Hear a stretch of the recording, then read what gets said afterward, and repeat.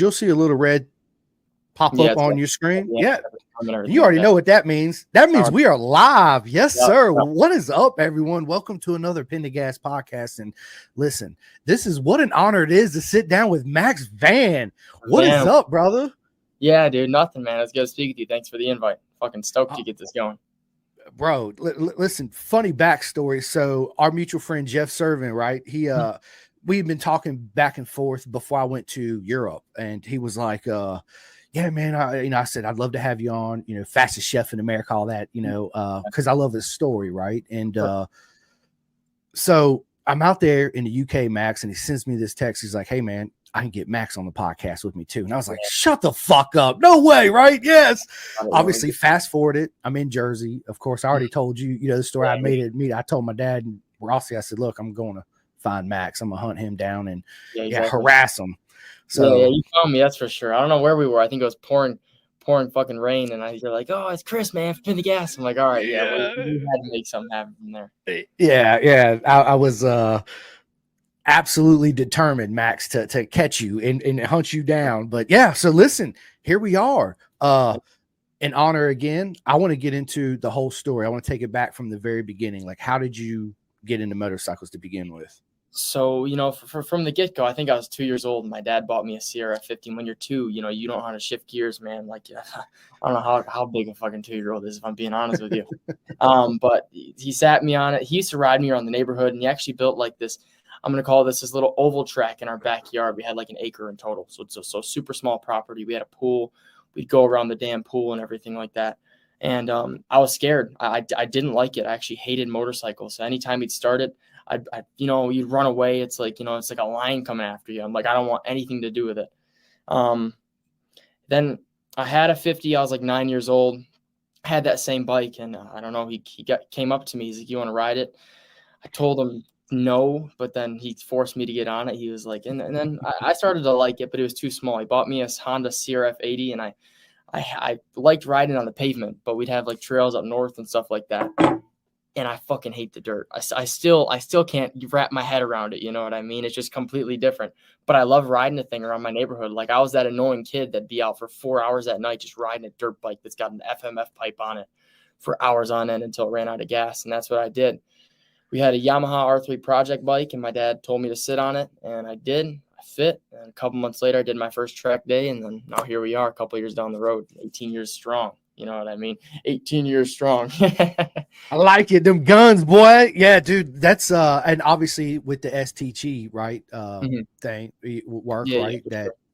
That you do, and your dad started that business, which is an awesome business, by the way. So everybody, anything you guys want, especially the new Alpine Star helmet and all that good stuff, reach out to STG. And, give us a call. I'll probably be the one picking up the phone if I'm being honest. So.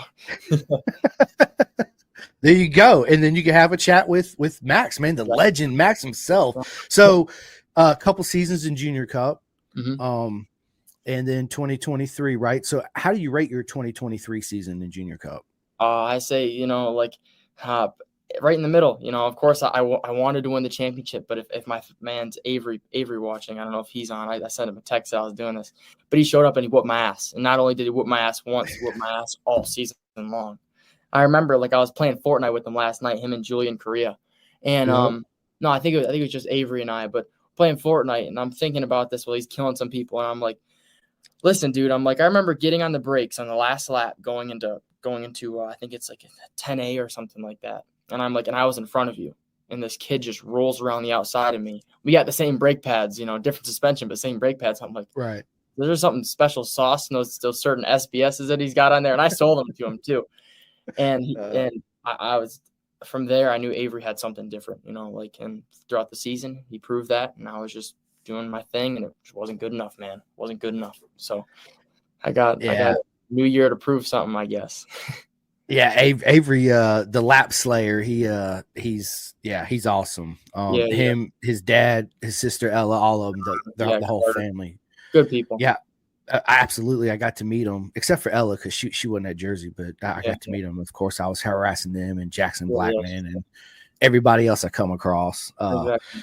But good stuff, man. So, 2023 was it it was the most look, the Junior Cup to me is my favorite class in Moto America. It's so spectacular. The racing's like more like Moto 3.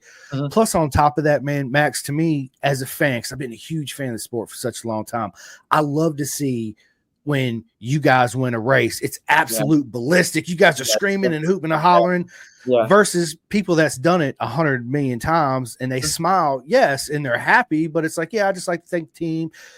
Man, it was a good race, a little hot, you know, blah, blah, blah, blah. Maybe next race we'll change tires, whatever. Good job, team. Yeah, I know.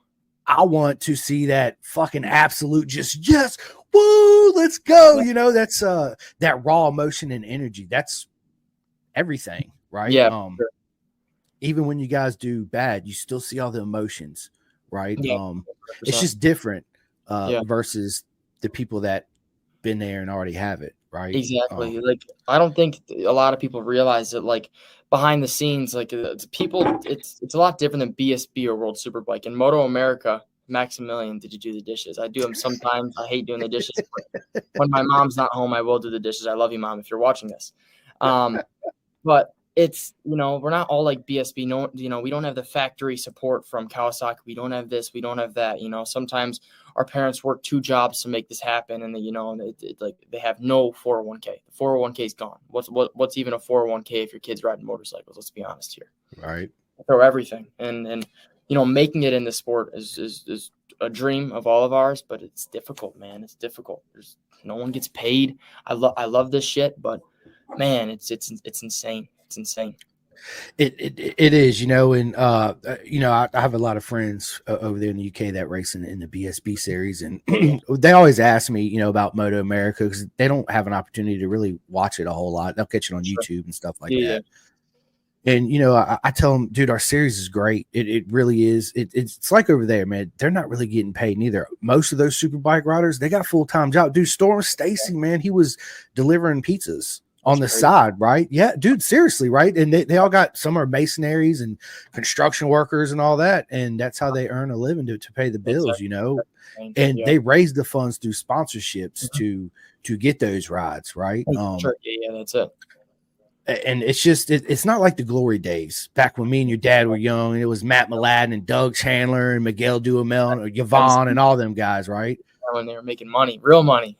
Real money, but we also had full factory teams in the sport, right? W's in the sport, you know, like, I feel like when it started to really take a dip was right around, like, I don't really know. I've been trying to watch the videos and see, like, the fans in the background, what sponsors there are, but I feel like 2013 or 2012 to 2014 is when everything just really started to plummet. And then I don't know if the AMA lost ownership or whatever, because if you look now, like, the YouTube videos are American Flat Track, and they're still like the AMA Pro Superbike and Pro Sport Bike, Castrol Racing Triumph or something like that. And it you know, when 2015 came around, it was like, all right, we're scraping for it. It just didn't, it wasn't what it used to be. And I don't know what happened. It's just, I know, I wish I was old enough to comprehend, you know, like, what the fuck, man? Like, what happened? Where'd everybody go? Hello. Yeah. It's where's all the money? You know what I mean? Yeah. Well, you know, in 2008, when we had that crash in the market, man, sports bikes were down, you know, and it wasn't what won on Sunday sold on Monday anymore. And people weren't spending money, man. There's a whole lot of shit that happened that went on. All the factories pulled out. And like you said, back in the day, dude, we had Michael Jordan, Gatorade, and the U.S. Army as sponsors, right? Yes, that's what we need for our sport, I think, is outside sponsorships. You know, unfortunately for us here in America, motorcycles is on the back burner, right? We're not NASCAR and we're not football. No. And that's what I think hurts our sport too. But it's I think what's been very positive for our sport, Max, is the bagger class. I think the bagger has brought a lot of outside people in and stuff like that. And now this whole MotoGP thing, like, I'm a little confused on what they're doing with that. But I mean, by all means, it's going to be so awesome, you know. But I do think the MotoGP is going to look at this and they're going to be like, "What the hell, man? Like, this is different. This is you know, I don't know if I like it or if I hate it or if I want them to just go home and pack their shit up. Like, I hope they right, you know, there's going to be oil all over the track and then little freezing to go out. You know what I mean? So, like, it's just it's going to be super cool just to get that exposure. It is, you know, and I think that it'll help bring more viewers and supporters to Moto America, which we badly need. We really do. Yeah, I just wish they had a class that was like a real entry level, under $20,000 class, right? Exactly. Let's just be realistically under $20,000 where most Yeah. people could afford that, right? We could scrape that up somehow, some way, Exactly. versus having $20,000 in a 400 or whatever. I mean, yeah, our sport's Yeah. super expensive, but man, listen, the passion and the fun Oh, dude, when you're out there, oh, dude, bro, absolutely. And so 2025. Can you talk anything about 2025? 2025. My plans for 2025. Yeah. I'm hoping to do super sport again. Where I'm going to be on of course I want to be on my team Hammerbuilt Suzuki. I don't know. I just don't know what canopy, what this, what that. But I do have some sponsorship coming in that I can't share yet. But if you're watching, the sponsors out there, you know who you are. Thank you. This is going to make our lives so much easier, and we can't wait to partner up and promote the company and just have a good time this summer. That's really all it's about. You know what I mean? Make racing fun again. It's always been fun, but man, like, stressful, behind the scenes, BTS, it's very, very stressful. A lot of swear words, a lot of throwing, a lot of yelling. It's just how it is, man. It is. A lot of, it's such a mental game, Max, right? So how do you deal with the mental side and the stress of it at the end of the day when things just absolutely that weekend, it's like, fuck, man, nothing's going my way. I don't care what tire I throw at it, what suspension we do. It's like, it's shit. Dude, it's defeating, really, man. But recently, I don't know what it's been, but like last year, I never really I felt comfortable on the bike. But when I did have those moments when I was like, this bike handles like shit, I didn't figure out a way to ride it. You know what I mean? I was just like, I'm going to deal with it. And I'm going to do what I can. But I bought the CRF 50, and what I've been doing is like, I've been putting, I know it's crazy and this might sound stupid, but I've been putting like that tire pressure up to like 50 PSI to where the tire is going to like pop. And I've been trying to save crashes because I don't have a supermoto. You know what I mean? Like, we're not going to, I want to put all that effort in, but it just doesn't make any sense. Just, dollar amount rise down the road. Why invest, everything we got into it now? You know what I mean? I got this 50 that I bought, and I crank the tire pressures up. I do whatever I can, you know what I mean? Just to try to do something different, just try. And that's really it. Yeah. Dude, it's great playing. And 50s it's cheap. Right, it's a cheap supermoto, and you can have, dude. You have probably more fun on a little bike versus a big bike for sure. And plus, when you crash, the speeds ain't as high, so the risk of injury is a lot less. Exactly. Not saying, of course, my dumb ass, I'd be the one that, I'd be like, I broke my leg at 15 miles an hour. How the hell did you do that? I don't know, right? It happens. Listen, Avery says I'm a window cleaner. Yeah, Avery's the man. Avery is the man. Shane, what's up, Shane? Shane runs BSB Barmy Army out there. He does auctions, Max, and what he does is he takes it and he helps up and coming kids with the proceeds from the auctions. Like you'd send in like a signed shirt or a hat or something, and people would buy it and all that good stuff. Yeah, well, at an auction, it's good stuff, man. For sure, it's cool to see people, Shane, like doing stuff like that. But there's no one in America that really, does stuff like that. So it's cool to see over there that they got something going on for sure. Yeah, dude, it's awesome. They also, one thing that they do that I love is they'll do like all the riders, like my boy Jake Marsh right here, right? His number is 45, so he has a club 45. So let's say for 45 pounds. And at 50 slots, right? You pay $45, and then of course you get like a hat or a shirt, but you're into a drawing where every race weekend they'll pull a number and you can win like a signed knee slider or something, right? But all that money goes in to help fund you, buy your tires, because everybody knows they're not cheap, right? So yeah, it's cool to see that because they do things a little bit different, and it's cool because I think it brings the audience in more closer because you actually feel part of Max Van, and he'll run your name on the bike or helmet or whatever, right? It's I remember Kyle Wyman doing stuff like that when he had that. I think it was I forget, it was something Army. I think Wyman Army or something like that. And he'd put every single person's name on the graphics. It's super small, but still, it's cool to just take photos of that and see. You know what I mean? And also, I think, speaking of Julian Correa, he's doing something like that called the 40 Club this year. It's just cool to see, little things like that. And it's, promoting small companies in this massive, world of we call motorcycle racing. It's just, it's awesome. It's pretty badass. I tell everybody it's the greatest circuit in the world. Oh, for Circus. sure. You know what I'm saying? Because everybody's it's just a bunch of loon animals going around that are addicted to speed. And the thing that I love too about our paddock is that, of course, it's like that. I assume everywhere else is, if you needed something, and let's say you're in the Twins Cup class and you needed a sprocket or whatever, you can go over there and be like, hey man, do you have one of these? Let me borrow it for the weekend. I'll buy it or whatever. And you'll get it, right? That's what I love about our sport, especially in the lower class. I don't know if it's like that in the Superbike class. I wouldn't think so. I think they're more out there to punish you instead of do anything. They might give you a sprocket that's got, crack and you can't see it and be like, yeah, go out and use it, man. You're totally not going to finish the race. You might crack. No, I'm kidding. But like in the Junior Cup, I remember like I've had to ask for sprockets. People have asked me for oil filters, clutches, oil, little things like that. It's, this isn't, we're not really going to war. It's just people will say, like, of course you're going out there and, you could take each other out and hit each other and do whatever you want.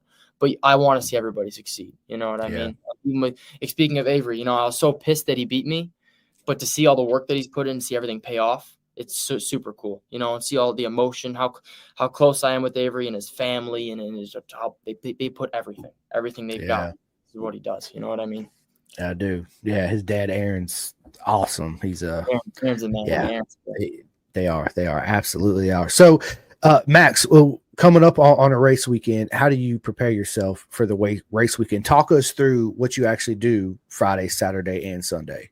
Friday, Saturday. So, really, what I like to do is I like to bring, resistance bands, if you know what those are, like 40 pounds, stuff like that. And I do like push-ups and stuff and sit-ups, and I kind of go through like a circuit every night. And it's probably like 30, 45 minutes long. I know that might sound crazy working out before, a race weekend. Like it kind of puts me in the mode like I'm a bad motherfucker. You know what I mean? Like I'm gonna ride all day and do physical shit all day. And then after I eat my dinner, I go home and I'm gonna do the same thing. I'm gonna work out again. And then I do it the next day. And sometimes it works out, sometimes it doesn't. But that's exactly, it's kind of what I go through. Try and eat good foods, you know what I mean? That's really it, just trying. Yeah, absolutely. And speaking of eating healthy, all you guys out there should go check out Chef Eats, right? Athletes, yep, absolutely. No sodium, straight to the bicep. You know what I mean? Everything goes straight to the bicep. Look, the curls for the girls, baby. You see it first, and Chef Eats will help you get there. Exactly. That's awesome. That's good stuff. So I like doing push-ups too. Dude, Max, I was doing 200 a day for a month, right? So I did like 3,700 push-ups in a month, going from nothing, no push-ups, dude. I was almost in a 40 waist. I'm down to a 34. Yep. And what I did was I started doing the Wim Hof method, right? The Iceman is what they call it. You do the 30 deep breaths, and then I got to where I could do 50 push-ups with my breath held, which was pretty fucking crazy. But anyway, and then I went from nothing, no working out, being fat to full Spartan mode. So I ended up tearing my muscle right here on my shoulder. So I'm slowly coming back. Yeah. I like doing push-ups. I don't really do any chest exercises, other than push-ups, because I don't really, I'm not trying to separate it, trying to fuck my shit up, if I'm being quite honest with you. It's kind of how I feel. So I do a lot of push-ups every day. I used to do right around 1,000, but I thought that was overkill. So right now it's probably like 750 or something like that. A week? A day? Yeah. Shit, I need to step my game up. God damn, 750 a day? Well, my triceps are good. I don't do any skull pushes, no nothing. It's all from the push-ups. It's all natural, dude. And that's what Bo Jackson and Herschel Walker used to do. That's all they did was sit-ups and push-ups, 1,000 a day, right? When you're that big, though, that's a workout. I'm only 165, 166 pounds. When you're over 200, that's pretty gnarly. That's gnarly. And Diane, what is up, Diane? She said, let me pull her comment up. She says, hang on, let me scroll down. I see it on my phone. Where's it at? Oh, here we go. Max and Brian helped me out by giving Yondell an ECU unit at Road America. They're awesome. Yeah, and Yondell, dude, he's awesome too. Big shout out to him. Yeah, Yondell can ride. That kid's an animal. Dude. I was hearing all these stories about him because he raced at New Jersey and Loudon. And like this kid, they're like, he'll swerve over in a straight line. Even if you're faster than him, he'll just hit you. Like, let's say you're drafting by him and he sees that. The kid's aggressive. He's got a lot of talent. He kick and ride, dude. He's He's from the Bronx or something like that. And man, he's doing it. That's for damn sure. I think he's going to do a good job in the Twins Cup class. He rode in the Junior Cup class for a few years, got a couple podiums. It's going to be cool to see him on that Top Pro Motorsports bike down in Florida on the 660. It'll be a good time. It will be. It's funny, man, because so me and Rossi, I think was it the last year? Yeah, last year I think it was. They raced at VIR. Yep. We went down by the clubhouse, because the shit food they have there. Rossi was hungry, so I went down there and got him something. And Yandel and his dad was down there, and I just sat next to him. I was like, "What's going on, you guys?" He's like, "Oh, nothing, blah blah blah." And Yandel and my son immediately hit it off, so they became friends. They call each other. It's their parent, dude. Yandel, you're right. He's fast. He's fast. I'll say that. He gives it his all. Cool. It's badass to see riders doing that. Yeah, it does. Chris Lewis, what's going on? But he actually has a question straight for you. He says, "Who you riding for in 2024?" What's up, Chris? So I'm doing my own thing. Me and my father, we're racing Team Hammer built Gixxer 750. It's actually sitting in the back right now. I got to put graphics and bodywork and paint it and stuff like that. Right now, it's got the old Vision Wheel, M4 graphics on it and stuff like that. But yeah. Going to be a blue Gixxer 750 because I think that's the best bike. Screw building the Ducati. Ducatis blow up. They're great bikes, but Ducatis blow up, if I'm being honest with you. Sorry if that offends anybody, just trying to be honest. And the Suzuki, I don't know. We're great friends with Chris and John Ulrich. We've actually been sponsoring the team for 12, 13 years now. And I never dreamed of riding one of their bikes, but here I am today. And that's it. That's awesome. Proper, man. So everybody watch out because Max is coming. Y'all better watch out. He's it's going to be an awesome year. And Brennan says, Max the animal, or should I say Vanimal, first pro to give me a compliment. I think Brennan, I remember you. I think, were you riding that SV650? I don't know. I have to scroll through my messenger again, but this dude was going into turn one. This SV650, it's old. It doesn't have a slipper clutch from what it looked like. And he's going into turn one at pit race, and it's just fucking chattering like, he's going through braking bumps, and he's just ripping it, just sending it. It's super cool. It was super cool to see because he just didn't care. Yeah, that's awesome, man. It's good, dude. Listen, it makes when people come up to you, Max, and they ask for your advice, man, they take that wholeheartedly and they love it, right? Dude, fans for life, absolutely. They're going around, dude. Max is the man, absolutely the man. Yeah, giving out any advice and a compliment to anybody, even if somebody compliments me, I still take it as it's heartwarming. And then another thing is even let's say I go to a track day and there's a coach and I'm much faster than him, but he still gives me pointers. I'm going to take it. I'm going to go out there and be like, he'll be like, your line sucks here. And I'll be like, I don't think it does. And then I try it the next session. I go out and I go half a second faster. I'm like, okay. You know what I mean? This guy may be going 15 seconds a lap slower than me, but he's smarter than me here. He's smarter than me there. Let's be real here. Yeah. It's good to keep an open mind and still soak it up like a sponge, I think a lot of people get stuck in their own head that they, know everything. But yeah, it's, and then Joe, my man, he says, Max guns out. Joe's a beast. Joe Cupido's a man. Yeah. He'll be, I don't know if you're racing at Daytona or Atlanta, but I'll see you down there for sure. I'll see you. We'll have some fun, hang out a little bit. Yeah. I can't wait to meet him. I actually had a chat with Joe. It's been probably 2 or 3 weeks ago. We had a really good time. And then Chris again says, I hope you have an absolute amazing season, Max. Thanks, Chris. I appreciate it. Yeah, Joe will be at Atlanta. We're good. Yep. If I racing the 660.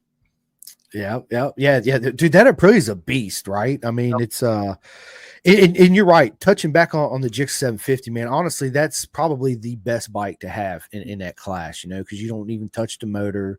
You do the fly-by-wire throttle. Yeah. I will say getting used to that thing. I've ridden it once, but I don't really remember a ton. And sitting on that thing compared to I have a 600 built by them too. And of course that thing has a domino, it's like a quick turn, but I mean it's not like that drive-by-wire. There's no feel in it. It's just on and off. So I feel getting used to that little electronic thing is going to be pretty freaking difficult. You know what I mean? Because I don't know, you got all that power underneath it. And I could do that on the 400, just pin it. But on a 750, I might hit them somewhere else. I'm not going to. Right.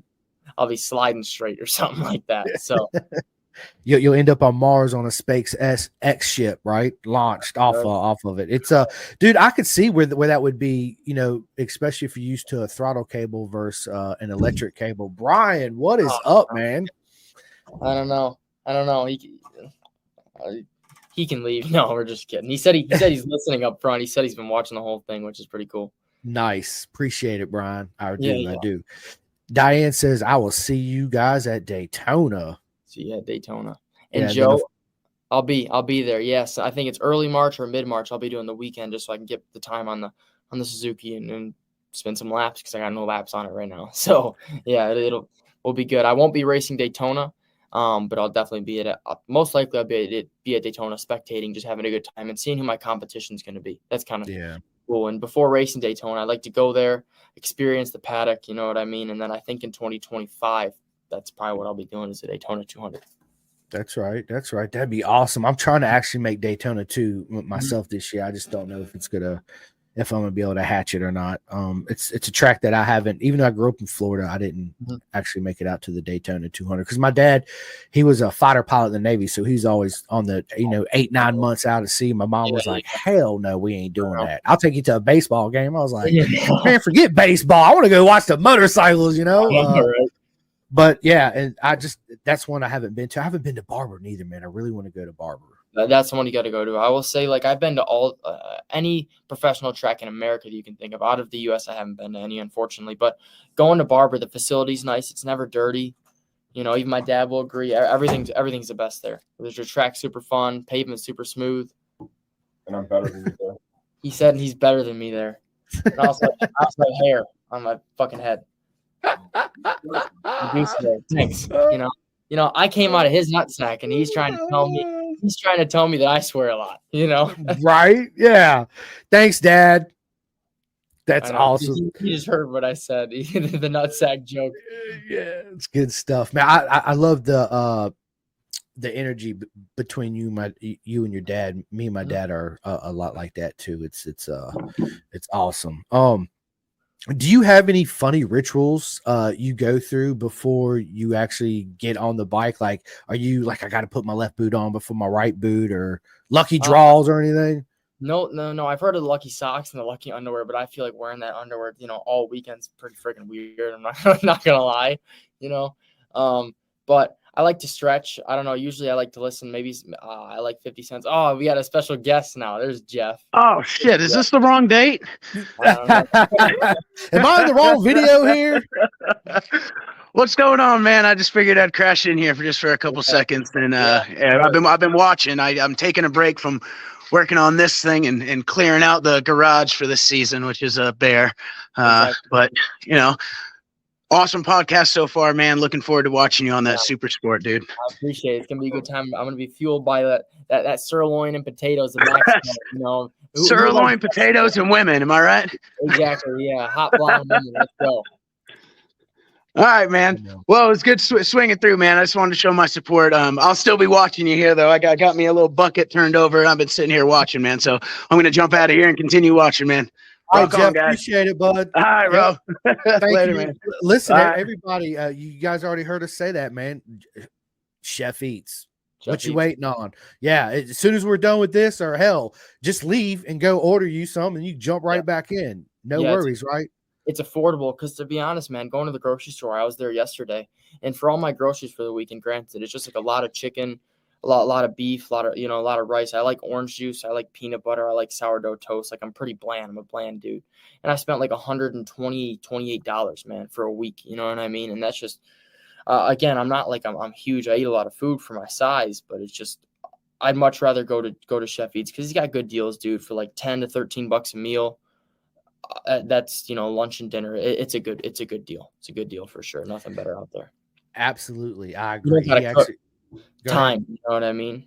Time is kind of everything, I feel like, in the world. So it's something we can't stop, pause, rewind, and we can't get right. So yeah, absolutely. And you're right, dude. It's like what, 3 minutes and 30 seconds or whatever. You just throw it in the microwave, man. Let it sit for a minute, and it's absolutely amazing food. Yeah. So again, Chef Eats, big shout out. You guys go jump on board. As you see a lot of comments, they're already signed up too, and For sure. they can definitely contest to that. Exactly. Yeah, which is good.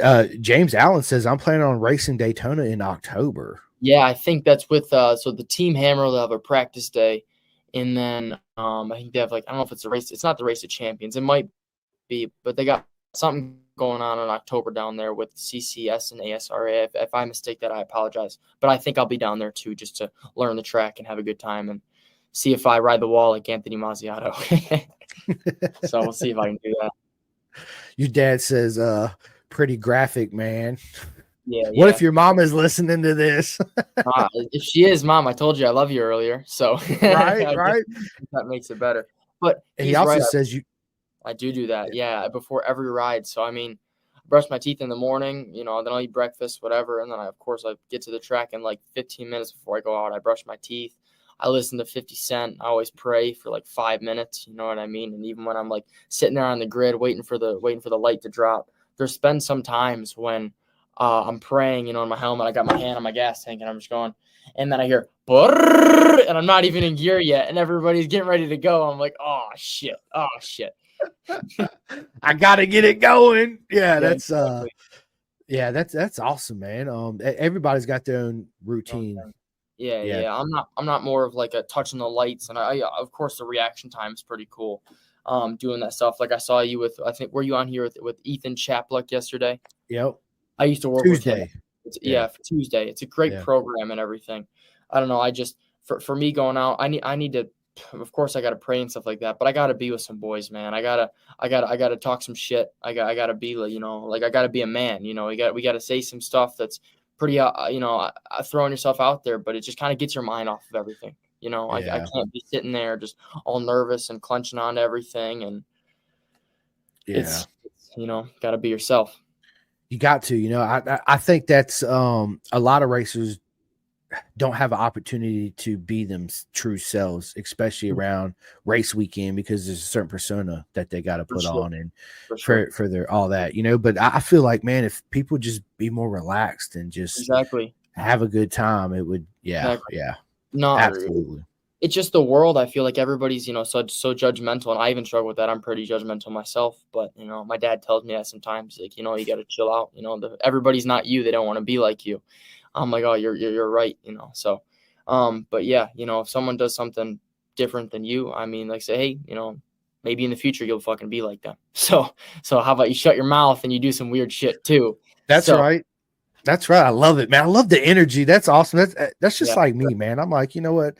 I tell everybody I'm like a jellyfish in the water, and I just go along with the waves and just, hey, I'm there for a good time, right? Be happy and forget all that negative bullshit. You leave that over there on that side, and we will be good. James Allen, he says, Max, you're a solid dude. Some of the most incredible, capable young folks you can find at the racetrack. Thanks for the compliment, man. I appreciate it. I don't know. I'm willing to talk to anybody. I don't care if you're 4 years old, if you're 2, if you're 40, if you're 84. It's always a good time just being at the racetrack because we're all stupid and we love motorcycles. And That's right. That's right. No, you're right. You're absolutely. Have you ever thought about, like, if you had the opportunity, would you go overseas and race like BSB or ASBK or something like that? Of course I would, but being a full-time thing, if it's a wild card, I would. But heading over there, I don't really want to promote anything that's not America, just to see. I don't know, dude. Like, again, I like hot women. I like fast cars. Granted, I wanted a Tesla, but I don't care what anybody says. That thing's pretty fucking fast. Right now I drive a diesel truck, but I kind of want a Tesla. I'm a weird American kid, dude. And I feel like if I went over there, I don't know if I get along. Of course, I'd try and get along with everybody, but it would just be, I don't know. I'd rather stay here and promote what's going on because, of course, we need it. And it's fucking America. And I'm an American now and stay in America. So. All right. I just had to ask. Yeah, they're honestly, I think you would fit in right in because those guys are just like the same we wouldn't have an issue. But yeah, you're right. America, bitches, and we got guns, right? Yeah, we love our guns. Yeah. Speaking of, are you into guns? Do you and your dad like to go shoot and all that good stuff? No, well, we have guns, of course, just in case if something's going down. But my uncle, his name's RJ, and my aunt Dominique. I've went up to they have a place and they have like 12 acres and I've shot, but I don't like it, dude. I'd rather ride a motorcycle. Like I like watching the UFC. I don't like I don't know who cares. Yeah, he can't shoot for shit. Thanks, Dad. He's right. I can't shoot for shit, and I don't know. I just feel like I don't know. They're cool. It's America. We got guns. I don't know. I like motorcycles better. It's kind of hard for me to explain. Literally, it's the damn dirt. Yeah. Man, Did you? That's awesome. Did you? Well, so I come from a family of guns. My mom, she hates guns, right? But me and my dad, we got a shit ton of guns. And we do like to go shoot, but it is expensive. And if it come down to it, I'd rather ride to myself than go shoot my gun, right? Yeah, it's good stuff. But ain't nothing like taking tannerite and blowing shit up. And I'm sure your dad can agree to that, right? Yeah, I know. Yeah, for sure. That is definitely awesome. Good stuff. That's cool. Just to witness something like that. Even I don't know. Again, I like guns. I'd like to do it, but again, if I can rather ride my dirt bike or go ride my Team Hammer Gixxer 750, I'd rather get on that fucking 750. Facts, right? Facts. And then get off and go hang out with the hot chicks in the pits. Yeah, that's it, man. It sucks going back just to see all like all of I don't know the Umbrella Girls, man, and they're all over the place. Not just the Moto America ones or the AMA ones, but like.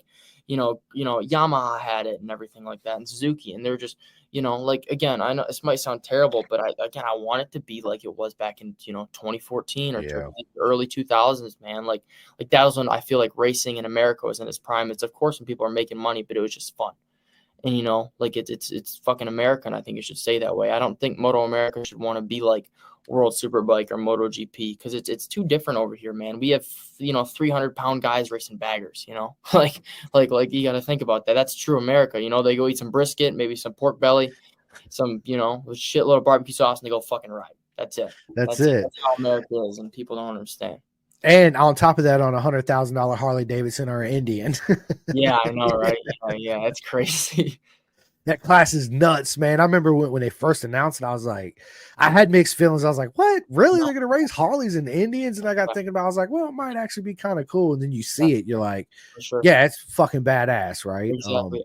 I was there the first weekend, and it was in Laguna Seca of 2020. And that was when COVID was crazy. You had to you had to go get your temperature taken in the pits if you were a rider. And you had to have these, these wristbands that you passed the test or whatever it was, which was crazy. But I was thinking, I'm like, this is pretty stupid. And then once you see them out there, but they're blowing up all the time. They have all these mechanicals, but then you see like the factory Harley Davidsons and the guys that are getting on the podium, they're ripping. And it's cool to see, like, I can never ride a bike that fast. I mean, maybe I could, but like, it's just takes time. And it's seeing something that fast or that huge that can go that fast. Like, I think they can run super sport times. Those baggers. That's ridiculous. Like if Kyle Wyman qualifies faster than me on that 750, I'm hanging everything up. We're done. But Kyle Wyman, and he's a beast. Kyle is a beast, man. Yeah, he actually when we was at VIR, he gave my son that was funny, man, because it was actually when I took him to races a lot, but he was old enough to actually do his own thing, right? So he was running around, Max. Dude, he would go underneath the people's awnings, dude, and just walk in there and be like, hey, man, you dropped your pencil. Yeah, and dude, and they would look down, and then he'd start laughing, and he'd take off and go right across to the other one. So he goes over there, and that's how, he got in with Kyle and the mechanics. They actually gave us a big old his Ducati banner and all that and signed it for him, which was that's awesome. Yeah, and that's what I love about our paddock, right? It's because I don't think over in MotoGP you can't do that. You can't walk into a garage and be like, oh, what's that $10,000 rotor doing right there? Can I touch it? Right. But no, it's Kyle is pretty fast, man. Yeah, Kyle, he's man.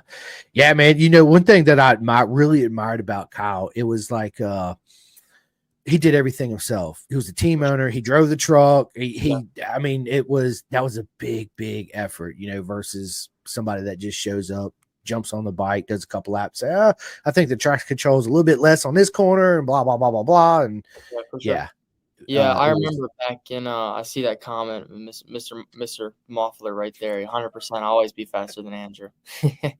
But back in I remember my dad was racing Mid Ohio, and we had like a little STG team. This was with AMA, I think the pro sport bike class, and he was going out to have some fun and just qualify for the race, which he did, no problem. But we had another bike under our canopy that I think our crew guy or one of our racers couldn't ride, so we offered it to Kyle Wyman. He finished like 6th. on a bike that was or 6th or 9th, but still on a bike that's not even close, probably shouldn't even be in the top 10, was in the top 10. It showed that's when I really knew who Kyle Wyman was, and I had some conversations with him, but I was like 3-4 years old, man. And that's like the coolest memory I have of this guy, like riding a bike with all these STG stickers on it and stuff like that. And now seeing where he's at now with all these followers on a factory Harley Davidson, it's super, super cool. It is. It really is. It's yeah, you do meet some riders that aren't as cool, right? Example, when I met Casey Stoner in MotoGP at Indy, I actually got the poster hanging up right here. It's a Stoner. Marco Melandri signed it, so I go up to Stoner and I was like, "Hey, man, huge fan. You don't mind signing this for me?" He looks at me, Max, and flat out says no and walks away. And I was like, dude, in my mind, I'm thinking like, you got to be fucking kidding me right now, right? What the fuck? So my brother and his girlfriend was standing there, and Casey turns around and he sees me hand the poster to her. I said, "Will you go get this signed for me? You know, maybe try." Dude, she walks straight over there with the poster and says, "Will you sign this for me?" And he said, "Yeah," and signed it. And she walks back over and gives it to me, and I'm thinking to myself, like, really? Like, that's terrible. Casey was one of my favorite riders. Actually, I think when we used to go to Indy, I remember my dad had something scheduled where I was going to actually meet Casey Stoner, but then he crashed. I think he broke his leg and he went to the hospital and stuff like that. And, it didn't end up happening, but it sucks hearing that story. You know what I mean? Because, like, again, coming to these races, people don't understand it's expensive. You got to buy a hotel, there's fuel, and especially a MotoGP ticket and like a paddock pass. That shit ain't cheap, dude. You spend all that money to go there just to get like, you get flipped off and walk away. It sucks. You bet. Yeah, it sucked asshole, man. I was so devastated, but it didn't deter me from, of course, there's a big rival. I'm a big Rossi fan, right? And that was when the big battles were going on, but I always had respect for Stoner because to me, besides Anthony Gobert, was the most talented rider I've ever seen on two wheels. It was just, I mean, the shit that he would do was just blows your mind, right? Same thing with Jorge Lorenzo. So I had the same experience with Jorge. He didn't flat out tell me no, but I had a Rossi hat and a t-shirt on, of course, right? At Indy. I'm at the medical center. Jorge and his assistant pulls up. Jorge runs in the medical room, I guess, for a P test or whatever it is he's doing, right? So massage, whatever. So I asked the guy, I was like, "Hey, man, when Jorge comes out, it'd be an honor to get a picture with him." And he's like, "Well, you're a big Rossi fan." And I said, "Shit, I got to come up with something real quick," right? I said, "Well, actually, my dad's the big Rossi fan, and he brought me here, and he bought me the hat and the shirt to wear." So he's like, and he looks at me, he goes, "Well, I'll ask him." So Jorge comes out there, and I said, "Jorge, it'd be an honor if I get a picture." And he says, "I'll do it if you take off your shirt and your hat." That's nuts. So I took off my hat and my shirt just to get a picture with Jorge Lorenzo and then put it back on. I'm thinking to myself, like, and then I meet Chris Vermeulen, and he was like the happiest kid in the world when I said, "Chris, I'm a huge fan, blah, blah, blah." He's like, "Oh, I actually got a fan?" I'm thinking to myself, what? Yeah, you got a fan. Yeah. I feel like when you're at that level, I don't know why there's hard feelings. You know what I mean? Like, again, you got to respect, because you're not going to grow the sport. And I mean, I don't even know if MotoGP needs to be grown anymore, but because I mean, it's like soccer, or it's like football in America. Like MotoGP is crazy over there. But like, if you're just going to turn somebody away like that, it sucks. Yeah. Dad, I don't really remember the knee puck story, but I do have a Jorge Lorenzo, not signed, but it's a knee puck that I got in my room. And I remember after that weekend, I went to show and tell at school. And I was like, I got this knee slider from this guy named Jorge. I don't remember the story, if I'm being honest, or something like that when I first got it. And all these kids looked at me, they're like, "You're stupid. Like what's a knee slider? Why is it all scraped up? Like, it looks all old and dirty." And I'm like, all right, fuck you too then, man. Yeah, right. Yeah.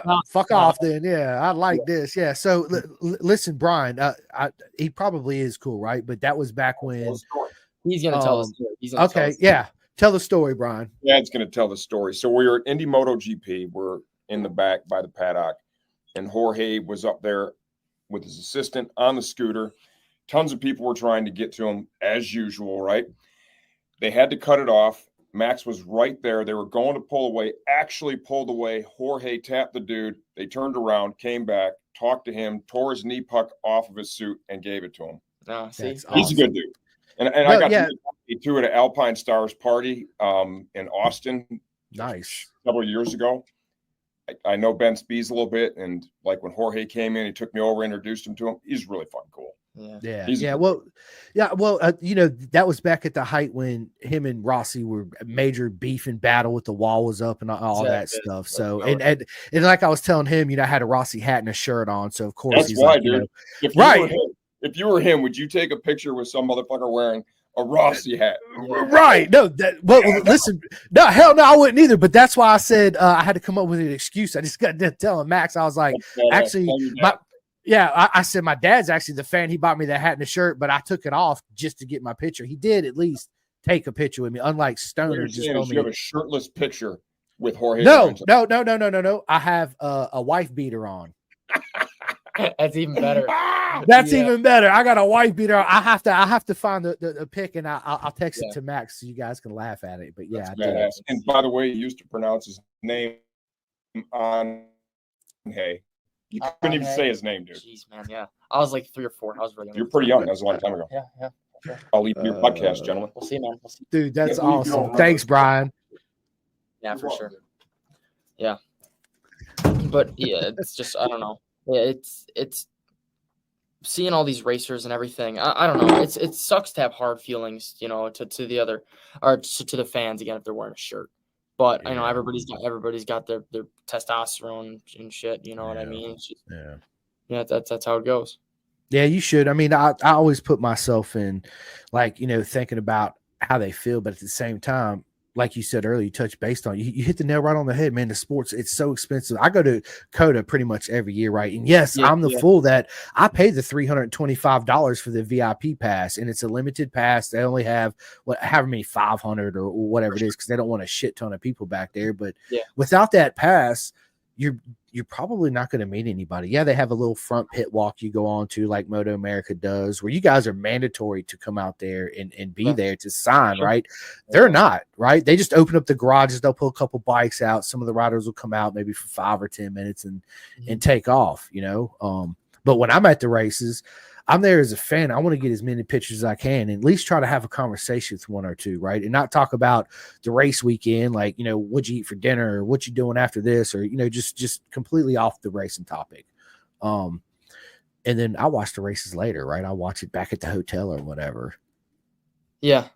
Chris. I'm not for a punt, kid.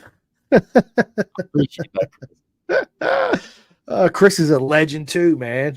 He's a Twins Cup legend. All the cool body, like the body work that he makes, man, making it look all aero style and stuff. It's unique for sure. Yeah. It's so absolutely it is. It really is. But you're right, man. It's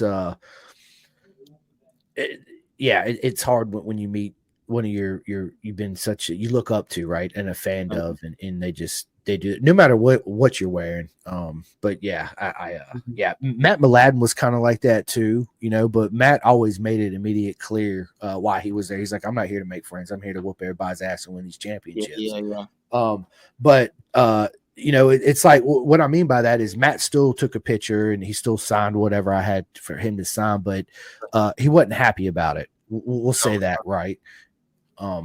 Versus other people, you're like, dude, can I get a picture? Like, hell yeah, come on, boy, let's go. You're like, yes, and immediately you're like, you know what, I'm going to buy his t-shirt right now, right, to help. Like, you want to do something to support him, like even with me, like if I had a customer on the phone, I hear their story, I hear something like that, or like it. Of course, I'm gonna be like, dude, you're so cool. I want you to come back. I enjoy talking to you. Here's a 10% off discount code, like something small like that. You know what I mean? And people don't understand that, like, even if it's 5-10%, that goes a long way. If you have a good conversation, like respect between, two dudes, I mean, it grows the sport, makes people happy, makes people want to stay around for a longer time. Absolutely. It's I love to see our sport grow. And what I try to do is, especially when VR was here, I'd bring somebody that's never been to the races before. Brand new, right? Mom, dad, or their kid. Even if they don't want to go, I'd bring the kid, along, and then hopefully they'd go back and be like, I want a motorcycle, right? We got to go back next year, Dad. You guys got to check this out, right? Or even the dad comes, and his mind's blown. Yeah. Even if he's seen a race, but being in real life, smelling the fuel, the energy in the atmosphere and the pits, it's amazing. Yeah, I remember we brought some of our neighborly friends to Indy MotoGP. And I remember after that weekend, because, they have all those like those things you can do there, like all the simulations and the video games and stuff like that they got going on somewhere else. And I remember like his Christmas list, the first thing on it was just dirt bike. There was no like what it was. It just said dirt bike, period. And that's how you grow the sport. You know what I mean? I don't think there's one man in this world, if you are a man, real man, that doesn't want a fucking motorcycle. No shit, right? Like I got guys that are working in the warehouse and, like they don't, I've basically, I'm going to say we have 3 warehouse employees right now. 1 out of the 3, he just got his first motorcycle, but I've tried to have a conversation with all 3 of them. I'm like, everybody, like, which do any of you guys not want a motorcycle? And they said, I've wanted one since the get-go. Like I've wanted one since I've been a kid. Like it's always been a dream. It's always been a dream. Yeah, well, dude, what are y'all waiting for? There's plenty of motorcycles out there on the used market, new market. Go hit up some dealers, man. Yeah. And again, you can buy something for cheap and make it into again a dream bike. Yeah, absolutely. Our go. What Mac's doing? Get you a little CRF 50 and put some Supermoto wheels on it, and big boy bars and BBR swing arms, and happiness, dude. That's it. Thanks, Chris. Happiness. I saw that. Yeah, happiness. So, do you? What's your expectations going into 2025? Do you have any like I need to be in the top 15, top 10 podium? So are you talking this upcoming year in this championship? Yeah. I think my first race, if I'm being honest with you, got to be realistic. Of course, I want to shoot for the top, and I've always dreamed of beating my idols. I think about it all day. Like, especially throughout the past couple of weeks, I just had this burning passion that I want to beat. I don't know. My dream is to beat Josh Herrin. Josh Herrin, if you can hear me, my goal is to beat you in some way, shape, or form, probably in the Daytona 200. But just I don't know, man. It's probably top 10 in the first race. Top 12, I think, was my goal, and I think in the championship, my goal is probably like a top 8 in the championship. Top 5s is if I can get a top 5, I feel like I'd be pretty fucking impressed with myself. Yeah. Well, I honestly think you'll do better than that. But it's very exciting in 2024. I can't wait. It's going to be a proper season. We got bro, that's what I was gonna say, Max, dude. You're coming into the most stacked class in Moto America. Yeah, because we have, Jake Lewis is back again. We have, Tyler Scott. I can't forget about my boy Tyler, one of the dudes that I love hanging out with. Man, PJ Jacobson, Kaylee Yakov, that Torrin Collins kid at Coda. Collins. Oh, the kid can rip. Blake Davis, known Blake for a long time, real good dude. Jared Nassani. Yeah, it's gonna be. It's going to be a dogfight, man. I don't know who else is going to be on the bikes, but, dude, it's going to be huge. It's going to be huge, and I can't wait. I can't wait for this shit to go down. Yeah, I can't neither, man. It's going to be proper. It's coming up soon, too, so this is going to be exciting. And then, it is. So, listen, bro, I want to get away from the motorcycles. I want to talk what Max does besides all these push-ups and all that good stuff, all the curls for the girls. And, curls for the girls. That's it. There you go. There it is, right? So, do you read any books or listen to any books at all? No, to be honest, man, does it look like you see the way I talk? I don't read. No, if I'm being honest with you, I don't really read anything. Behind the scenes, man. Again, I work full time. Again, I work out a ton. Work out 6 days a week, 5-6 days a week. I've been riding my 50 a lot, hang out with my girlfriend, playing Fortnite. I'm playing Fortnite with Avery. That kind of caps off the night. You know what I mean? Just because I feel like, with all these racers, a lot of us are homeschooled. Now I was homeschooled from basically 9th grade. Always wears the white Vans, dirty ones at that. They're not really that dirty right now, dude. Don't judge me, man. Like that's right. Don't judge. Pretty damn white, Brennan. That's right. But I feel like since I was homeschooled, I missed out on so much. My parents were telling me when I was wanting to be homeschooled, like I want to race, I want to make money. I want to work full time and I can do school after work and that's what I did. But then part of me is realizing as, a graduated, kid, why didn't I go to high school? I've never experienced prom. I've never experienced homecoming. I went to some dances in middle school, but dude, we're listening to some Kids Bop, man. You know what I mean? Like, Mickey Mouse Club and shit. Yeah. Exactly. Some, it's got like, they blur out the swear words, but like I was never able to take a girl to prom. And thinking about that, dude, that's just like a punch in the nuts because like everybody wants to take a pretty girl out to prom. I don't care who you are. Oh, I don't want to go. I just want to go with my friends. Screw girls. I just want to go with my friends. No, you'd rather have a hot blonde, hot brunette somebody, wrapped in your arm and taking her and walking her with that pretty flower thing on her wrist. That's it. That's it. And I'm regretting everything. Being homeschooled is super cool, and I've been working full time and having fun with my parents, and I feel like I matured a lot. But man, high school looks like a blast. Yeah, it was absolute blast. I was with one of the only kids. Everybody got cars when they turned 16. I was the only kid out there pretty much with a motorcycle. Well, me and two of my other buddies, right? So we were the outcasts out there doing burnouts and riding wheelies and women chasing us left and right because they want to ride on the back. Yeah, all that cool stuff. Your dad knows the routine back then. Yeah. And you think that's how you got here. Yeah. Exactly. You're like, I was such a squid, but I got so many girls with dude, that, such a squid cap on my helmet. Yeah, it's crazy. Facts, dude. I had the Rod Doug Chandler replica helmet, right? Yeah, I was a pimp, absolute pimp. What bike did you have? What bike did you have? I had a 1996 ZX6R, brand new, firecracker red. Yeah, it's cool. And what do you have now? Actually, I got a 03 RC51. I've just been a dream bike of mine. So I got that I ride on the street. I got a little CRF 100 that I fuck around on, and I got a EDR Ducati 848 that I ride on the track. That's pretty cool. Yeah, you got a whole lineup and everything there. Yeah. I got dude. Always been a huge fan of Ducatis, Aprilias, stuff like that, right? Yeah, for sure. But yeah, so listen, I do have another question. Is what's after racing, Max? What's after racing? Yeah, what's after racing? When I'm done with this, of course I want to do it for a long time. But to be honest, man, it's not realistic. Because I love riding motorcycles. I love everything, but the most, I love my family. And the really thing that I care about is family and money. That's it. Like a lot of people say money doesn't buy happiness, but if you don't got no money and you're stressed out, you're not going to be happy. Just trying to be completely honest. And I feel like being a racer, if you have those sponsors out there, and if you're Jake Gagne and you got Fresh and Lean and Monster Energy and stuff like that, like Cameron Bobby, I'm sure you're making money, but you're also risking your life when you're trying to make money. And I just feel like if you got a kid, dude, down the road, I'm not saying I'm going to have a kid at the age of 21, I hope not, you know what I mean? Like, but, yeah, man, probably just own the business. I say, probably like 7 years down the road, I'd like to start purchasing in, percentages at a time and talk with my father and take this thing over and make it bigger and run from there. That's my goal, make money, be happy, and, kind of continue the family legacy because I am my dad's fund. So that's it. Absolutely. I love it, man. What, do you have a favorite movie? Dude, I've always liked Talladega Nights. When me and my dad would go to the racetrack, and I remember we'd be like 3 in my motorhome. I'd be like, Talladega Nights. And he'd have to, of course we wouldn't finish the movie. We'd probably, just get into the opening where this lady's pregnant and just dude's driving out. I forget his name or whatever this actor's guy's name was. They drive past the hospital.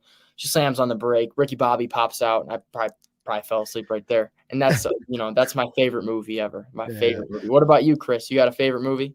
Oh man, yeah. If I'm gonna go straight up, favorite all-time movie would be Top Gun, because that's what my dad did, and I remember him taking me to the movie theater, and I was just like, "Well, this is what you do, right?" Like, this is what. But it was badass. So yeah, that. Aside from that, I'm real big into like motorcycle, like faster, fastest on any Sunday, anything TT documentaries, all that good stuff. TT is my favorite race of the year, so I'm glued for 2 weeks to my phone or computer or whatever. Exactly. Yeah, absolutely. Do you what's your favorite music, Max? Favorite music, dude. I listen to everything. Recently it's been like I'm kind of the one kind of dude that'll like listen to a song on repeat and then absolutely hate it after a little while. But I've been listening to Welcome to Detroit, you know what I mean, by Tricky and what's his name? Eminem, of course. I can't forget Eminem. That's just been on repeat. Like when I'm working out, that's all I got. My AirPods. My dad's got a nice entertainment system in the basement when I'm doing cardio, pumping some weight. Doing those lat pull downs, trying to build that demon back. I got Eminem blaring in the background. That's it. You like country music, rap? What are you into? Man, listen, I listen. I'm everything, bro. I'm not too big on country. There are some like Morgan Wallen. I like, stuff like that. But dude, I'm all over the place. I can listen to. I could be playing Young Dolph in 1 minute, and then go to Aerosmith, and then go to Bob Marley. I mean, it's in the same boat. Yeah, I'm everywhere. Yeah, I'm not a big fan of this new school rap, dude. truth be told, these guys are, you can call them gangsters, whatever they want to do. And if they can come find me, I live in Michigan. I'm an hour north of Detroit. You can do what you want.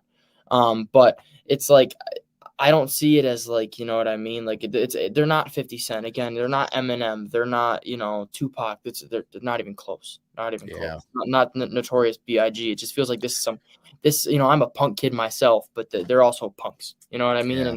And if you look at me fucking rapping, what? Like right? Could you imagine us dropping the LP? Exactly. STG and Pendergast LP. Yeah. Okay. And even with this new music, dude, you can't hear what they're saying. Like I've been trying to listen to some songs by Future. I'm like, what the fuck? What's he even talking about? Put my AirPods in. It's like, it's just nothing. It's nothing cool. Like M says, mumble rappers, right? Absolutely. Mm-hmm. Brian says, never gonna happen, bro. So, are you Star Wars or Star Trek? Probably Star Wars. I don't really care about either. I don't know. My dad watched that stuff, like I said in the last podcast, because he's a nerd. Yeah, it's cool, man. I don't know. If there's a movie series, it's probably my favorite was American Pie. You know what I mean? Because like I wish America was like that. Just like parties, women, you know what I mean? That's right. Yeah. Hanging is cool, dude. Like that's America. That's what America is. And there's nothing out there, Yeah. Brian, I'm with, sorry, Max, you actually cut out there for a second. Brian, you're right. Yeah. Star Wars, 110%, right? He said big thumbs, don't judge me. Big thumbs on that. Yeah. Do you like what's your favorite food besides Chef Eats, right? What is your favorite food? This might sound a little crazy. I buy these low carb buns, and I also buy like 93.7 lean ground beef, and I put peanut butter. I'm real plain. Like I don't do any other toppings. It's just peanut butter on the buns, mix, with the low carb bun and then the patty, and it's literally a peanut butter burger. Also, I like steak. I eat a lot of steak. I do something called, I put like honey when I'm grilling chicken. I put honey all over that. It like glazes over. It's pretty dope. It is. That's it. What's your favorite food? What's your favorite food, Chris? Oh man, Brian, dude. I mean, Max, I'm all over the place, bro. I like Thai food, Indian food, Greek food. I like spice, man. I like hot food, right? I kind of like spice too. Yeah, Italian. I like Italian. I eat pretty much anything except for, of course, like chitlins and all that crap. I don't eat none of that, right? I don't. I try to eat healthy, man. I really do. Like I changed my whole diet, so I'm spinach, asparagus, grilled chicken. I like steak and all that good stuff. 100%. I don't eat fast food. I don't. I mean, every blue moon you might catch me eating Chick-fil-A. Exactly. You like vegetables? You eat a lot of vegetables? Yes. To be honest, with my thing, I don't even eat vegetables, if I'm being quite honest with you. Like, I don't even know, is potato a vegetable? You guys can call me stupid in the comments. Is potato a damn vegetable? No. Would you call it a vegetable? Potato is just a potato, whatever you want to call it. I eat potatoes all the time, but like, I don't eat green beans. I don't do any of that, dude. If I'm being honest, I feel like the most, of course I drink like a green drink in the morning, but that's it. Like, I don't see the point of throwing broccoli with this or green beans or asparagus. Of course it may taste good, but I'd rather throw chicken and rice. I know it sounds plain and boring and stupid, but I feel like the most important thing in your diet is going to be, easy carbs, easy protein. That's it. Like no protein bars. I don't really believe in those. I haven't had a protein bar in probably like a month, but meat and just carbs. That's it. Yeah. Well, it's a good thing you got Chef Eats then, because he puts all that in one package for you, so you got to eat it anyway, right? My usual thing what I do is, man, I like so he has this thing you can do max carbs, so you can do just no vegetables. You can just, instead of the vegetables in the platter, he just puts more potatoes in it, and that's all it is. Usually it's just like a sirloin steak and the carbs, just the potatoes, and that's it. It's my usual jam. It is, man. Good stuff. And one question, because I know your dad's watching. What Star Wars character would you be, Dad? Brian? And I was going to ask you that too, actually, Max. What Star Wars character would you be? I don't know, dude. Maybe Chewbacca. If I stop shaving my legs, you know what I mean? Dude, you're not the only one that said it. Somebody else said that they would be Chewbacca too. And I had a guy say he'd be an Ewok. I was like, dude, that's awesome. Yeah. Little Ewok. Dude, that's awesome. So celebrity crush? Man, yeah, a lot of people in this world are like, I don't have a celebrity crush, but that's a total lie, man. They're Everybody's full got of shit, dude. Yes. Dude, so I was a pretty big fan of Jennifer Aniston. I think Madeline Klein's pretty hot too, because like you gotta love the older women, you know what I mean? And I gotta love the older women.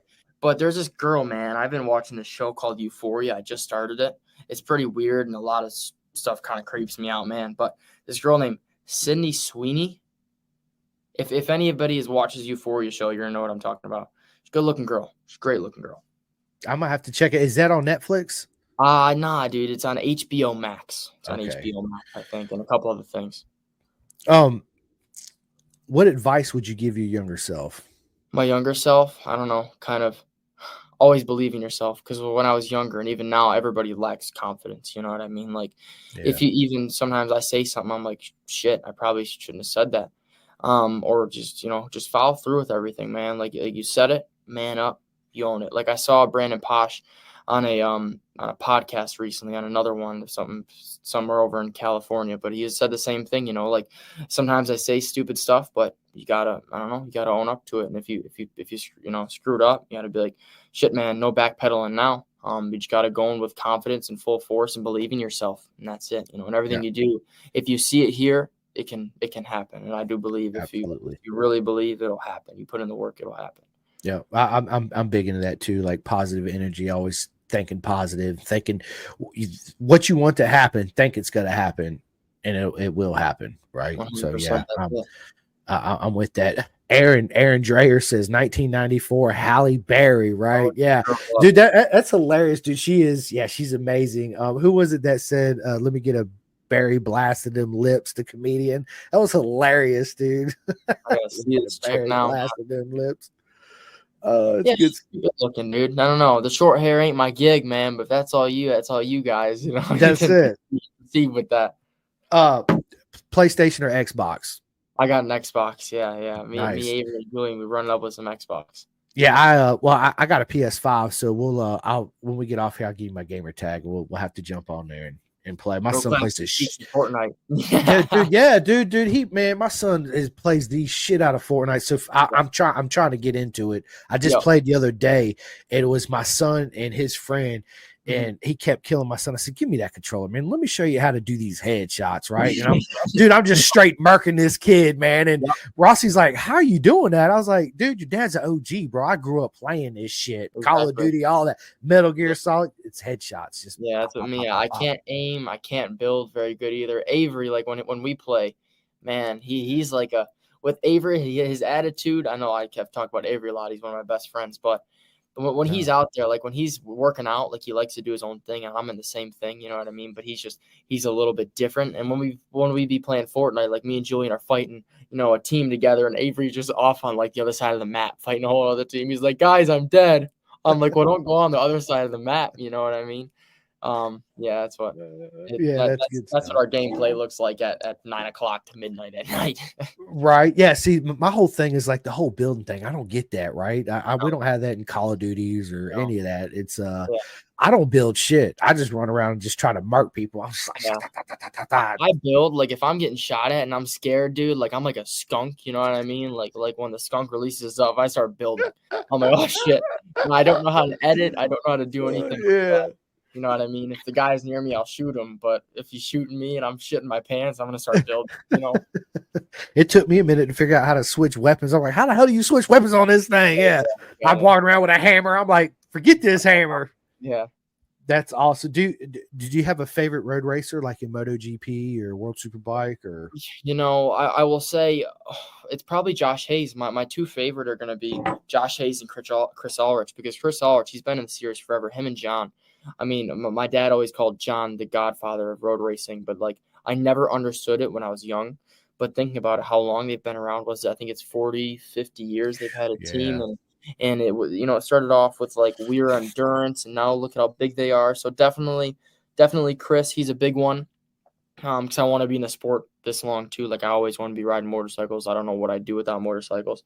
And Josh Hayes, his attitude, he's, you know, never a dick. Always, you know, he's always there for everybody. And he's my coach. I'm always going to look up to him, and just the way he rides, you know what I mean? He's always been centered on the bike, and he doesn't look like he's fast. You know what I mean? If I'm being honest, Josh, if you, you know, like, if you're watching this, but I, you know, like I kind of ride the same way. I don't drag my elbow. I never do that. I'm always centered on the bike. And I think, you know, watching him and everything like that just taught me a ton. Yeah. And those are two legends of the sport, right? I've been a huge fan of Chris Ulrich, John Ulrich, man. I was a huge fan. I still am of Chris, of course, and John. But I remember watching, growing up, his whole thing in the back. Always in the back, right? I'd start there, right? I'd read that because it was always his article. You know, the kid racer. You know, he'd write about his 125, his 250s, and all the way through his career, which was it was awesome. It was great insight because you didn't get that in any other magazine. Not at all. No, not at all. Road Racing World's different than Cycle News. I think Road Racing World's just the best out there. The Crash page, that's always my favorite. Yeah, Crash page is good. Yeah. And then Road Racer X, that was really good. That was another one that was good. Road Racer X magazine. Yeah, man, that's good stuff, man. So, do you watch MotoGP? I don't watch MotoGP. Sometimes I do. I like the Moto3 stuff because MotoGP stuff's cool, dude, but it's usually a Ducati winning. And I mean, it's cool that Marc Marquez is on a Ducati, but I don't really care. I like the Moto3s because those dudes are wicked, man. Like, you know, all that drafting. It reminds me of the Junior Cup, just with faster bikes that weigh 150 pounds. You know, that's it. It's super cool. That's probably my favorite class. Is. Yeah, I like Moto3. Man, my whole thing with MotoGP is, man, it's like it's more of an engineer sport now. It's not so much of the human aspect. Of course, you got to be the best of the best, still ride the damn thing. I mean, look at the freaking cockpit, dude. It's like I don't even know where to start. Is this a computer or what? I mean, and they got that button when you're coming out of a corner. You press a button and the bike just sinks and it just grips. And that's one thing that like all these riders are complaining. Oh, the tarmac's terrible. Oh, this and that. But how come 10 years ago you went a second faster on a bike that has your average Moto America Superbike electronics or worse? You know what I mean? Yep. Like just let that raw power eat, dude. Like those old Hondas, man, that's the best sounding motorcycle ever. I don't care what anybody says. That's the best sounding motorcycle ever. Like 2011, 2012. I don't know the exact model, but that was it, dude. That was it. Yeah, they're to me, two of the best sounding motorcycles to me is obviously a Ducati at full chat, man. God damn, they sound so good.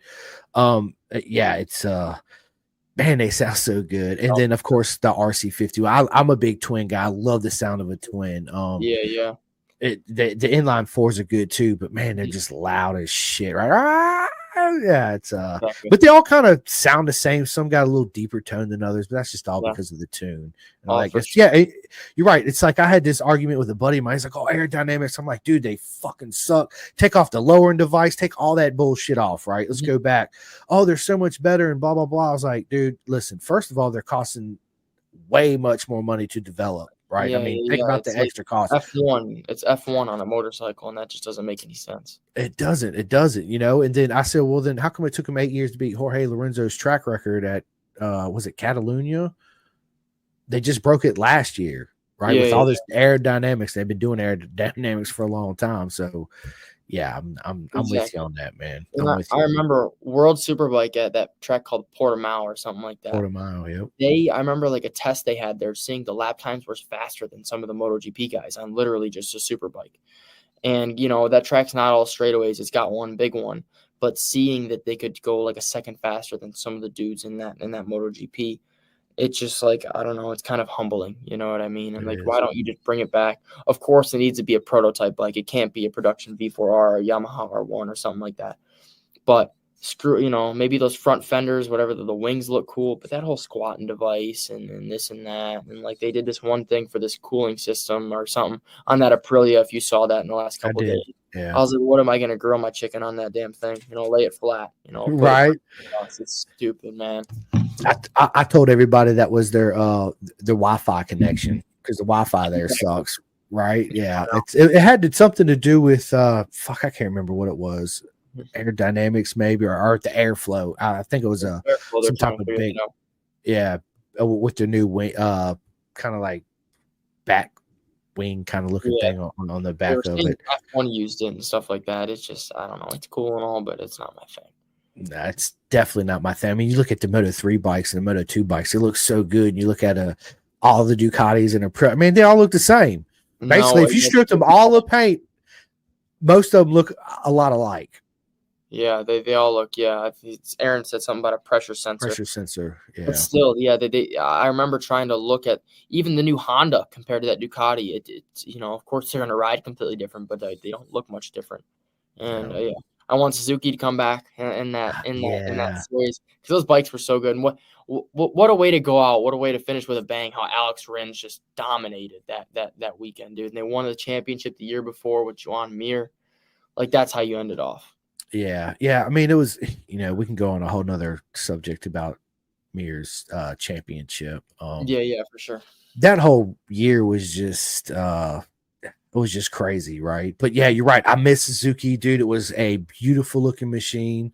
Yeah. What a way to go out. It's sad to see him lose. I hate that Ducati's got 8 bikes on the grid. I don't agree. Donor should have never let that shit happen. No. When you got a Pro, you want 2 bikes. You got, KTM's got 2 now, but it's like, look at all the data they get.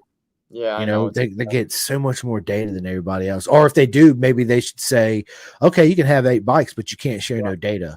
Like Primac's got to stay within Pramac, Grassini's got to stay within, and then they got to stay within to make it. Right now, Yamaha is just Yamaha. That's all they got. I think it's just that factory team, and that's it. I don't know. We'll see how that goes. Yeah. But screw Europe, man. Let's just bring it back to Moto America. Let's see Marc Marquez hop on that V4R, you know what I mean, and see what he can do. I know that's right, dude. So what we think about Boz coming back? I think I like Loris Bad. I've always liked his attitude. He's a big dude on that bike. He's like 6'4". I know.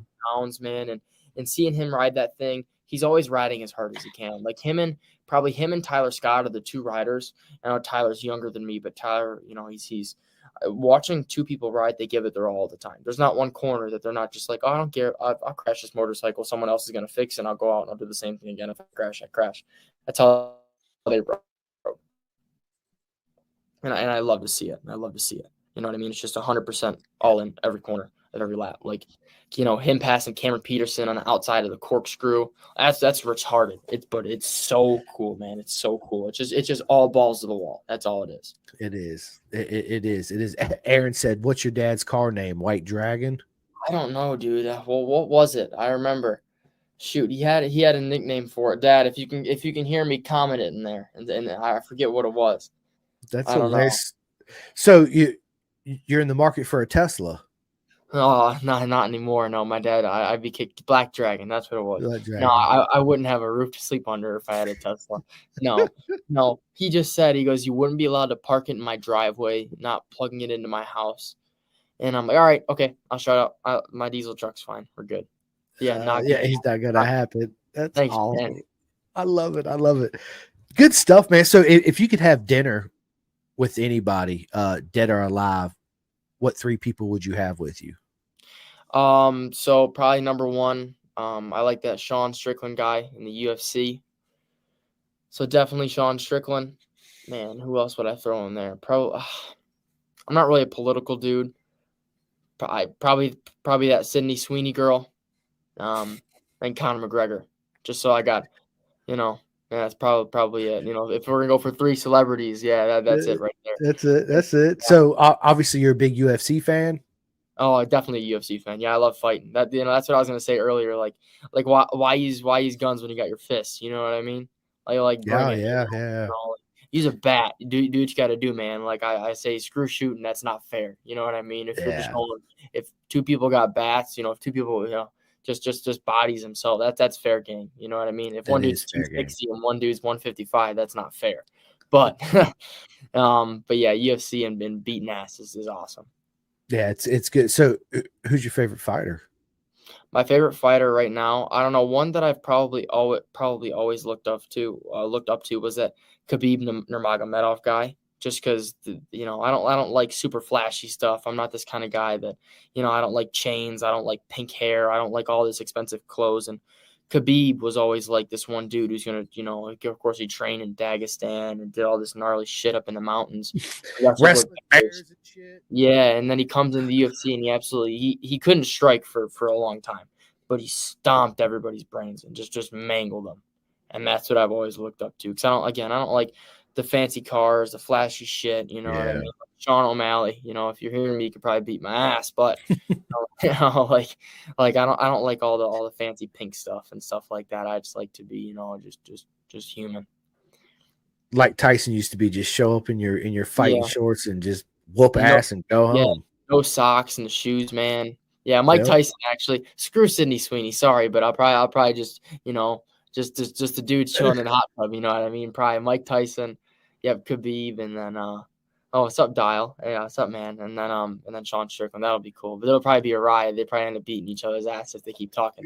Right. So it's maybe not a good idea. Yeah, it's a great idea. Yeah, it's a good conversation piece for sure.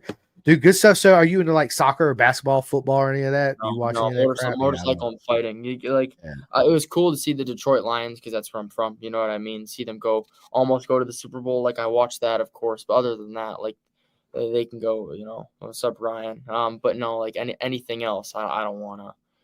I don't care about football. You know what I mean? I don't like team sports, truth be told. I just like a one-on-one fucking mano-a-mano. Let's do it. Yeah. What is up, Ryan? My man. He says, go Lions. Yeah. Khabib a monster. Dude, yeah, Khabib was a freaking monster. That's something that even Jules, he's real big in the UFC. Man, I watch it some. Dude, I find I'm just too wrapped up in the motor. I mean, look at my background in my room. I got posters on the ceiling. So much going on, dude. Jeez. Bro, dude, it's retarded, dude. People are like, holy shit, dude. Like, that's crazy. That's my son, Anthony Gobert poster right there. Yeah, exactly. Yeah, man, I got all of them, man. Bro. Tony Elias, it's cool. I think it's Valentino Rossi. That's a huge collection. Rossi. Yeah. And Marco Simoncelli over there too. Who? Marco Simoncelli. Yep. Yeah, it's cool. Yep. It's badass. Yeah, I got my friends. Like I got Ryan Wolfs and Ryan's cool. Yeah, Ryan's cool. Kevin Horney and my man Levi Batty and all those guys. I got team shirts from them all because I wear them on podcasts and stuff. So yeah, dude, it's awesome. Oh, and I got Eli Block's leathers hanging up in the background. That's super cool. Yeah, dude, Eli's a good dude. Eli's fucking awesome, dude. So and then that tank shroud right there is actually Alex Marquez's Mark VDS tank shroud. Hell yeah, dude. Sign. Hell yeah. Yeah, it's pretty cool, man. It's pretty cool. But funny story, man. Like I get asked a question. And I know I said this before, but who's my favorite Junior Cup rider, right? Because a lot of people know I'm friends with pretty much all the Junior Cup guys. Yeah, for sure. And everybody, Jules come out and said his favorite was, man, I forget who Jules says. I think Levy. I think Jules said, right? And everybody's my favorite. So when I finally met all you guys in Jersey, Isaac Woodworth comes up to me. He's like, man, you got to tell me, Simcoe, who's your favorite rider, right? So I was like, man, I done told you, all you guys are my favorite people. You guys are all my peoples, man. I want to see all you guys win, right? I cheer for all you. So I go over to Eli. Me and Eli meet. He gives me this leather suit. And I was like, dude, what an honor, right? So I immediately go straight over to Isaac. I throw it down on the ground. I said, Eli's my favorite rider, right? Yeah. So at the end of the weekend, he actually gave me his underbelly off his Kawasaki 400 and signed it. Cool. So before I left at the end of the weekend, I gave Isaac a big old hug and I whispered in his ear, I said, you're my favorite rider now. Yeah, just laughed and took off. Yeah, it's awesome. I love it though, man. I love that stuff. I love pranking around with everybody in the paddock, just having a good time, right? For sure. It's definitely good stuff, man. Listen, dude, I really enjoyed this, man. This has been a lot of fun. Max, I would love to have you back on and do it again. We'll do it again soon. Mid-season, we can make that happen. No problem. Some sort of recap, have a good time, shoot the shit. Yeah, we'll do it. We'll do it for sure. Mid-season, and then we'll do it at the end of the season because I'm going to be in Jersey. I'll be in Road Atlanta, and I'll be in Jersey. So when I'm there, dude, we're absolutely we're going to see each other. You're not going to be able to get rid of me. You'll be like, God damn it, here he comes, Dad. Dad. Hand walking around the paddock, you and your kid. Yeah, right. Yeah. But yeah, listen, it's been an honor when I end this. Just stay on with me. But listen, before we get off here, Max, give your shout outs. Shout out to everybody. How can they find you? How can they follow you? How can they order all the awesome merch, the new Alpine Store helmet, and all that stuff? How can they get in touch with you and follow you? Exactly. Yeah. Well, first of all, I just want to say thank you to all the Sport Bike Track Gear customers throughout the past, I think 18 years now of us being open. That's crazy. That's the reason why I'm out here fulfilling my dreams. I want to thank you, Chris, for having me on here. My parents for all they do. My girlfriend, all my friends, of course, the folks over at Helmet House, RST Moto, Team Hammer, and I got Shoei helmets and CD boots, M4 exhaust, Hot Bodies Racing. I got so many guys that I just want to thank. It's been a good ride, and I'm excited to see what I can do in the super sport class. I'm going to be fighting for the death the whole time. Every day, every race, every lap is a chance for glory. And yeah, man, it's going to be a good time to see what I can do. And to reach me, sportbiketrackgear.com. I have Instagram, Facebook, stuff like that. And yeah, my phone number is 888-784-4327. Give me a call. Hook you guys up. You guys heard it here, right? Yeah, perfect, dude. I love it, man. Good stuff, dude. Yeah, listen, the honor's all mine. It really is, Max, to have you on here. And before I get off here, I just want to give a big shout out to your dad. It was awesome for actually jumping on for a minute. Thank you so much. Jeff Servin, again, listen, everybody, Chef Eats, no kidding. Get off here. Go order you the exactly. best you food want biceps like that, go get some Chef Eats, you know what I mean? Don't look at the guns. I'm sweating, but we're good. Yeah.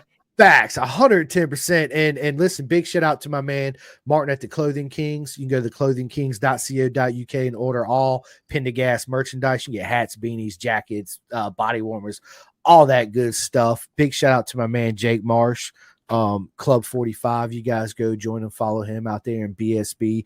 Listen, I need to actually sit down and write this whole little list, because I actually have a list to give a big shout out. But listen, I say it again, and I always say it. It's an honor to have you on here, Max. It's an honor to be able to do this. It's an honor to have everybody watch and listen. Thank you guys so much. I really appreciate every single one of you guys. And yeah, I have a couple podcasts coming up. This month is actually really big. I got almost podcasts every day coming up here. Yeah, cool. It's crazy, bro. It is. I'm coming up on 100 episodes.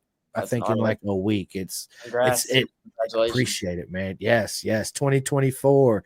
That's right. Is lit. Another great pod, gentlemen. Thank you so much. Yeah, everybody that watched and commented, man, thank you guys so much.